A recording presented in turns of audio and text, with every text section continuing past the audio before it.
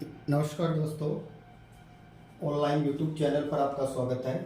दोस्तों, आज हम लोग चर्चा करेंगे जो महाराणा कुंभा जो है, महाराणा कुंभा का जो ज्येष्ठ पुत्र होता है मेवाड़ के अंतर्गत, जो उदय या उदयकरण के नाम से जाना जाता है, जिन्होंने 1468 में अपने पिता महाराणा कुंभा की हत्या की थी, वो शासक बनता है। तो अब हम यहाँ से स्टार्ट करते हैं। कुंभा के बाद में अगला जो शासक बनता है उसको नाम दिया है उदा, और उदा का ही दूसरा नाम मिलता है उदयकरण। फर्स्ट बात तो दोस्तों, इनसे संबंधित जो कहें कि इनका जो समय, तो 1468 में इन्होंने अपने पिता को मारा था और 1473 तक ये शासक रहे। यानी ये कहें कि 1468 से और 1473 तक सामान्य छोटा इनका समय रहा, और ये माना जाता है कि ये मेवाड़ के पहले पितृहंता शासक हैं, पहले पितृहंता शासक माने गए हैं। अर्थात इन्होंने अपने पिता कुंभा को मारा, इसलिए इन्हें पितृहंता शासक कहा जाता है। माना जाता है कि जब कुंभा की हत्या हुई और कुंभा की हत्या की खबर जब धीरे धीरे फैलने लगी, तो मेवाड़ी सरदारों ने ये कहे कि कुंभा के छोटे पुत्र रायमल को बुलाया। और जब रायमल जो था, ये उस समय अपने ससुराल में था। इनका ससुराल था ईडर में, ये गुजरात में चित्तौड़ के आसपास का एरिया था, भीलों वाला। तो ये कहें कि ये अपने ससुराल ईडर में था रायमल। जब ये ईडर से होते हुए जावर पहुंचा, जावर वैसे चांदी की प्रसिद्ध खान भी है उदयपुर के अंतर्गत। इसी जावर खान का संबंध मिलता है लाखा से, और इन्हीं का पुराना नाम होता है योगिनीपट्टनम।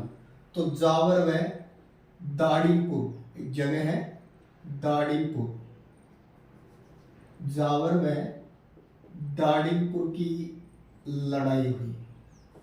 तो जावर व दाड़ीपुर की लड़ाइयों में ये रायमल जीत जाता है। यानी रायमल क्या होता है, जीत जाता है। और ये जो उदा या उदयकरण जो होता है, उदा, ये अपने पुत्रों सहित, याद रखिएगा, अपने पुत्रों सहित ये मांडू चला जाता है। मांडू या मालवा जिसको नाम दिया जाता है, मांडू में चला जाता है ये, और ये अपने पुत्रों सहित यहाँ मांडू के अंतर्गत होता है गयास शाह, गयास शाह। और गयास शाह का दूसरा नाम मिलता है दोस्तों गयासुद्दीन खिलजी। तो गयास शाह या गयासुद्दीन खिलजी के पास में ये चला जाता है अपने पुत्रों से। यहाँ जाकर के ये उदा अपनी पुत्री का जो पहले तो सहायता मांगता है गयासुद्दीन से, गयासुद्दीन सहायता के लिए मना कर देता है। फिर ये अपनी पुत्री के विवाह का प्रस्ताव रखता है इस मांडू सुल्तान के सामने। फिर माना जाता है कि संयोग से 17 ये कहें कि 1473 में आकाशीय बिजली गिर जाती है, और आकाशीय बिजली गिरने से इस उदा की क्या हो जाती है, मृत्यु हो जाती है।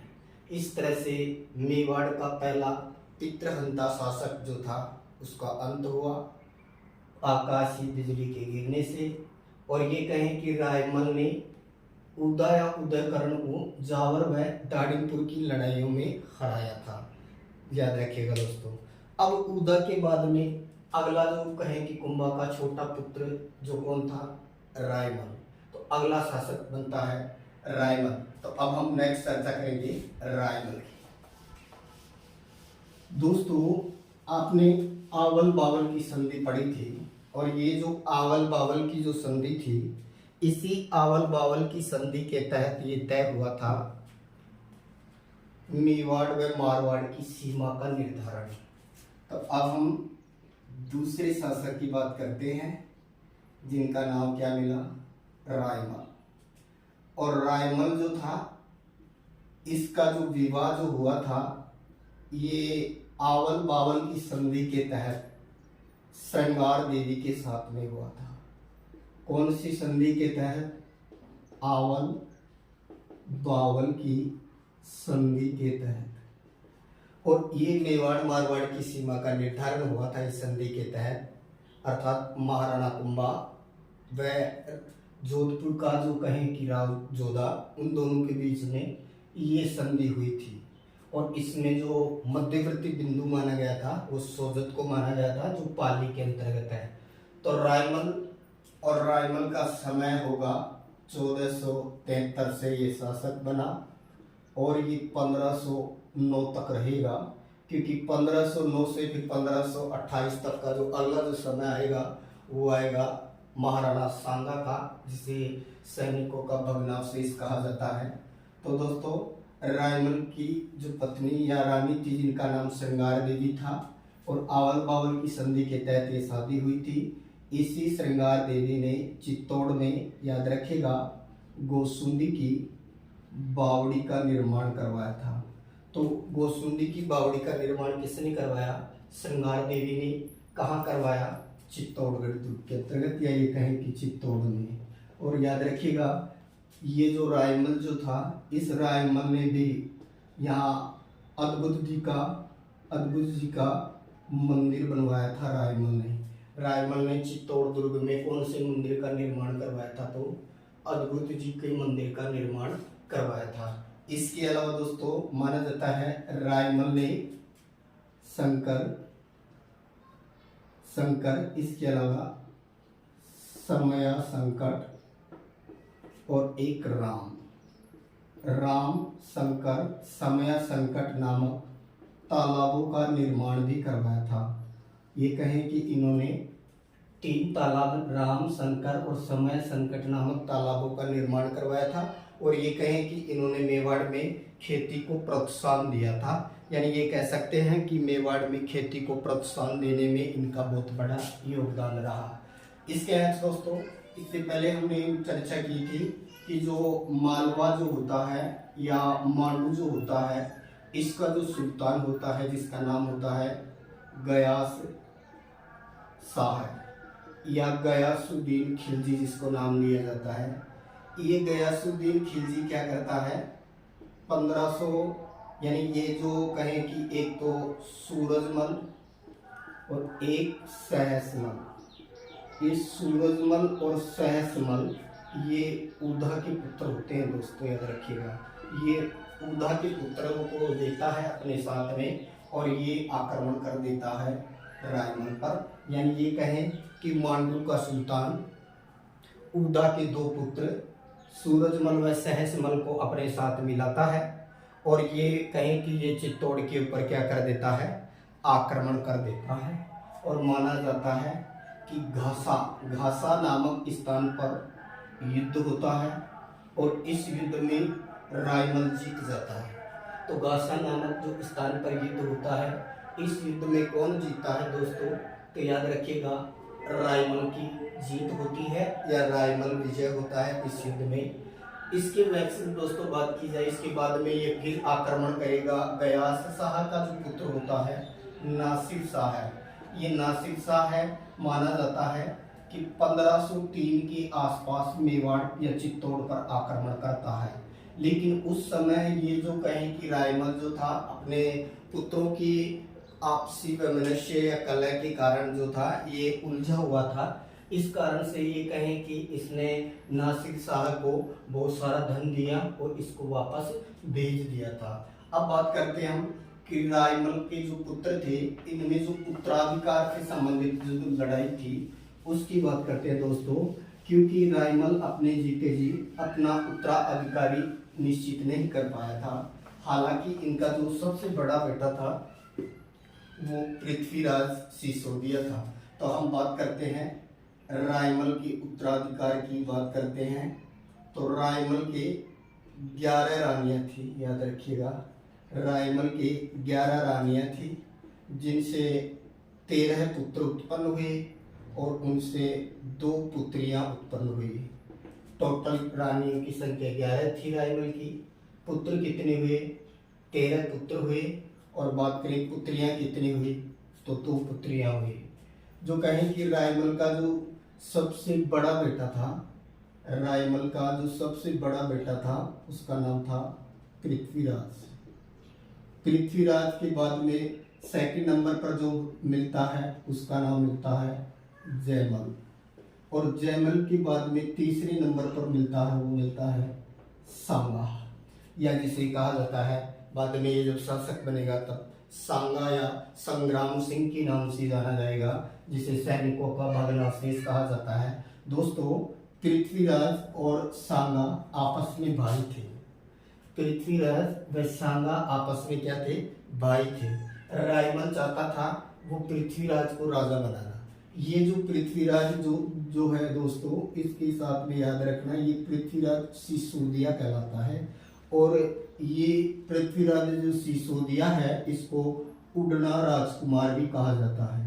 उड़ना राजकुमार, क्योंकि ये कुंभलगढ़ जो दुर्ग था, उस कुंभलगढ़ के दुर्ग की जो चारों तरफ की जो दीवार है, उस दीवार के ऊपर ये रोज चक्र काटता था, इसलिए इसको उड़ना राजकुमार कहा जाता है। और माना जाता है ये तलवार के दम पर कहता था कि मुझे मेवाड़ में तलवार के दम पर कहता था कि मुझे मेवाड़ पर शासन के निमित्त भी पैदा किया गया है, मुझे मेवाड़ के ऊपर शासन करने के निमित्त ही पैदा किया गया है। ऐसा कहने वाला कौन था?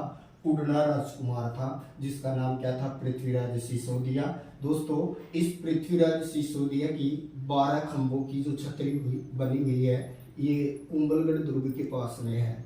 सिसोदिया, यानी ये कहें कि पृथ्वीराज सिसोदिया की 12 खंभों की जो छतरी है वो कुंभलगढ़ दुर्ग के पास में ही बनी हुई है। और माना जाता है कि ये जो पृथ्वीराज और ये जो जयमल और सांगा जो थे, ये आपस में उत्तराधिकार में उलझे हुए थे। तो दोस्तों, ऐसा माना जाता है कि इनका एक चाचा था जिनका नाम मिलता है सारंगदेव। सारंगदेव। तो एक बार ये कहें कि पृथ्वीराज, जयमल और सांगा अपने चाचा सारंगदेव के साथ में एक ज्योतिषी के पास में जाते हैं। और ज्योतिषी ये भविष्यवाणी करता है जन्म पत्रियों के आधार पर कि सांगा का राजयोग प्रबल है। बस यही बात पृथ्वीराज को चुभ जाती है। उसने तलवार निकाली और वार कर दिया सांगा के ऊपर, और सारंगदेव ने बीच बचाव किया और ये बच गया। और जब ये बच गया, लेकिन इसकी एक आंख यहाँ टूट जाती है दोस्तों। वो कहें कि तलवार का हुक लगने से एक आंख चली जाती है। तो सांगा की एक आंख नहीं थी, वैसे आगे पड़ेंगे आप, एक हाथ भी नहीं था, एक पैर भी नहीं था, इसीलिए तो कर्नल जेम्स स्वॉर्ड ने इसे सैनिकों का भग्नावशेष कहा है। तो ये कहें कि ये जो पृथ्वीराज जो था, ये आक्रमण कर लेता है सांगा पर। सारंगदेव बीच बचाव करता है, इनको छुड़ाता है। फिर ये कहते हैं कि भाई एक चारणी है, वो तांत्रिक है, और वो जो चारणी है वो ये भविष्यवाणी कर देती है। भीमल गांव की चारणी, कौन सा गांव था? भीमल गांव। कि भीमल गांव में चलते हैं और भीमल गांव की जो चारणी है उससे भविष्यवाणी का पता लगाते हैं कि वास्तव में कि अगला राजा बनने का जो कहे कि दावेदार बनता है वो सांगा बनता है या पृथ्वीराज। तो दोस्तों, जब ये लोग वहाँ पहुँचे तो वहाँ बैठने की जगह थी, उसके ऊपर ये बैठ गए। लेकिन जब सांगा पहुँचा तो ये सबसे छोटा था, तो ये ऊपर बैठ नहीं पाया। तो ये कहते हैं कि जमीन पर ही बैठ गया था। जब वो चारणी आई, कहीं गई हुई थी, तब चारणी आई, उसने सिचुएशन को देखा और उसने भविष्यवाणी कर दी कि सांगा बनेगा। बस अब यहाँ फिर वो युद्ध शुरू हो गया। यहाँ पर माना जाता है कि ये जो सांगा जो है यहाँ से भगा दिया जाता है, और यहाँ से भग जाता है, और ये जाकर के सेवंतरी गांव के अंतर्गत है बीदा राठौड़ के आश्रम लेता है। बाद में जयमल बीदा को भी मार देता है। फिर यहाँ से सांगा भग जाता है और भग करके चला जाता है, ये कहें कि जो श्रीनगर से जिसका संबंध बनता है, अर्थात ये कहे कि जगमाल पवार। जगमाल पवार। दोस्तों, ये जो श्रीनगर का जो होता है जगमाल, ये कहें कि ये जो बहुत प्रभावित होता है इससे, और ये माना जाता है कि अशोक परमार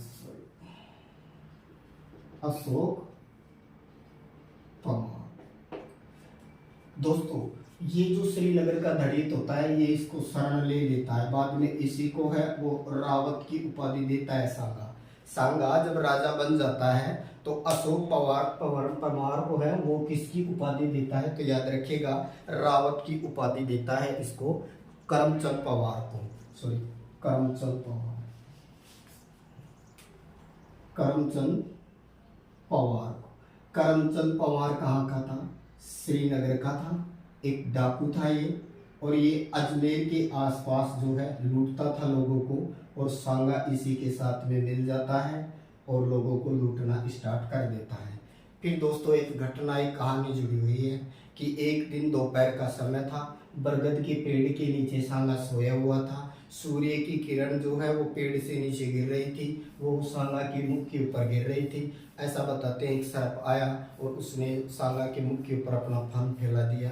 उसी समय कोई शकुन पक्षी जो है वो चिल्लाया। जब शकुन पक्षी चिल्लाया तो कोई शकुन शास्त्री जो था वो उधर से गुजर रहा था। उस शकुन शास्त्री ने भविष्यवाणी कर दी कि ये जो सोया हुआ व्यक्ति जो है ये भविष्य में बहुत बड़ा शासक बनने वाला है। और बस फिर क्या था, करमचंद पवार ने अपनी एक लड़की की शादी भी कर दी। किसके साथ में? इस सांगा के साथ में। अब दोस्तों बचते हैं ये पृथ्वीराज और जयमल। अब देखिए सबसे पहले हम बात कर लेते हैं जयमल की। जयमल के साथ में क्या हुआ दोस्तों? माना जाता है कि एक जगह थी टोडा, और इस टोडा का जो शासक था इसका नाम था राव सुल्तान। टोडा का शासक था राव सुल्तान। इसकी बहुत ही सुंदर एक लड़की थी जिनका नाम था ताराबाई। तो जो टोडा जो था, इस टोडा पर आक्रमण किया था मालवा ने। मालवा के सुल्तान ने टोडा पर आक्रमण कर दिया, और ये टोडा से राव सुल्तान ताराबाई सहित भग करके कहाँ आ गया? रायमल के पास में आ गया।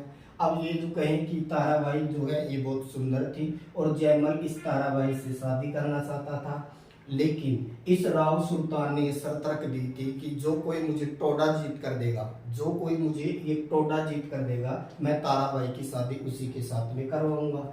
ये बात जयमल चाहता था ताराबाई को, ये बात इसको बुरी लगी और ये शादी करना चाहता था इससे। तो बताते हैं भद्रता की ये दुर्व्यवहार किया सुल्तान के साथ में। राव सुल्तान ने जयमल को यहाँ मार दिया। लेकिन गोपीनाथ शर्मा ये कहता है कि जयमल की मृत्यु है वो सोलंकियों के खिलाफ लड़ते हुए हुई है।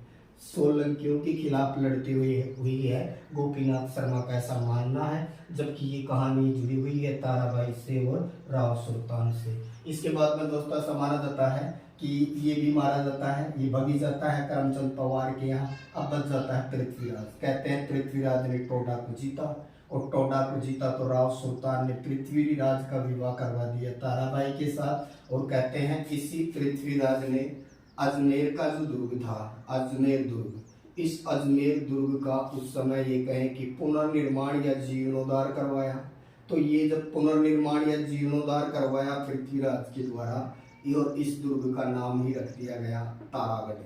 तो याद रखना, ताराबाई के कारण इस दुर्ग का नाम क्या पड़ता है? तारागढ़। दोस्तों दूसरा तारागढ़ दुर्ग बूंदी वाला है, जहाँ ये गर्भ गुजन किला तोप रखी हुई है। वो वही बूंदी का तारागढ़ है जिसको जीतने के लिए लाखा ने प्रतिज्ञा की थी कि जब तक मैं नहीं जीत लूंगा तब तक अन्न जल ग्रहण नहीं करूंगा। तो दोस्तों ये कहें कि ये लोग इसको जीत लेता है और ये इसका नाम इसके ऊपर पड़ जाता है दुर्ग का, और ये कहलाता है तारागढ़। अब होता दोस्तों ये है कि इस पृथ्वीराज की एक बहन थी जिनका नाम था आनंदा, और ये जो आनंदा थी इसका विवाह हुआ था जगमाल के साथ में। और ये जगमाल का संबंध कहाँ से था दोस्तों? तो जगमाल का संबंध था सिरोही, अर्थात आनंदा का विवाह जगमाल के साथ में हुआ था, जो कहाँ का था? सिरोही का। कहते हैं पृथ्वीराज अपनी बहन से मिलने गया था आनंदा से, और ये माना जाता है जगमाल इसको बहुत इसके साथ में दुर्व्यवहार करता था। तो पृथ्वीराज जब आनंदा से मिलने गया तो जब ये वापस लौटा तो ये कहते हैं कि उन्होंने जहर के लड्डू, इनके जो बहनोई थी जगमाल, इन्होंने इनको जहर के लड्डू बांट दिए और रास्ते में इन्होंने लड्डुओं को खा लिया। और जब ये कुंभलगढ़ दुर्ग तक पहुंचा तब तक ये मर चुका था, इसीलिए कुंभलगढ़ दुर्ग के पास से इनकी छतरी बनी हुई है। इस तरह से पृथ्वीराज भी मारा जाता है और जयमल भी मारा जाता है। और जब मृत्यु शैया पर होता है रायमल, तब उसे पता पड़ता है कि उसका एक पुत्र जीवित है जिसका नाम क्या है? सांगा। और इसको बुलाया जाता है और सांगा का दोस्तों राज तिलक किया जाता है। यही सांगा संग्राम सिंह के नाम से फिर क्या बनता है, शासक बनता है, जो कि आगे चल करके ये कहें कि हिंदूपत के नाम से ये जाना जाता है, क्योंकि बहुत सारे राजपूत जो शासक थे वो इनके नेतृत्व में बाबर के साथ में लड़ाई करते हैं। तो सांगा जिसे हिंदूपत सैनिकों का भग्नावशेष कहा जाता है, उनको 1509 से 1528 तो सांगा को हम लोग पढ़ेंगे अगली क्लास में। चैनल को लाइक करें, सब्सक्राइब करें। Thank you.